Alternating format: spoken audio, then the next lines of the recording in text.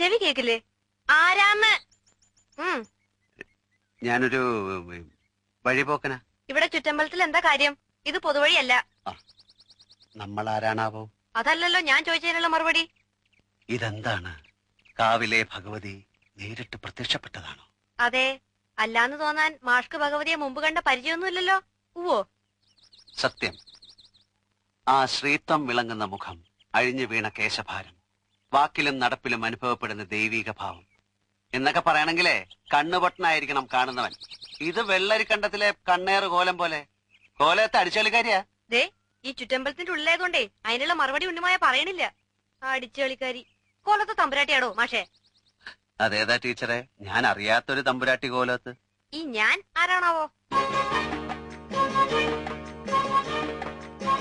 തമ്പുരാൻ, കണിമംഗലം കോവിലകത്തെ ജഗന്നാഥൻ തമ്പുരാൻ. കണ്ടാലും പറയും ഒരു തമ്പുരാൻ. കോലം വാങ്ങിച്ചാളുടെ ബാല്യക്കാരനാ ആയിരിക്കും. മൂർത്തിയെക്കാളും വലിയ ശാന്തിയുള്ള കാല. മുന്നിന്ന് മാറുക തമ്പുരാൻ. ആ പിന്നെ കോലം വാങ്ങിച്ച മാഷിന്റെ മുതലാളി വന്നിട്ടുണ്ടെങ്കിലേ എനിക്കൊന്ന് കാണണമെന്ന് പറയൂ. ചിലത് പറയാനുണ്ട്. അഹങ്കാരത്തിന് കയ്യും കാലും വെക്കുക, എന്നിട്ട് പെണ്ണെന്ന പേരും നിനക്ക് ഞാൻ വെച്ചിട്ടുണ്ടോ കുറുമ്പത്തി? എന്താ? ശംഭോ മഹാദേവാന്ന്. പിന്നെ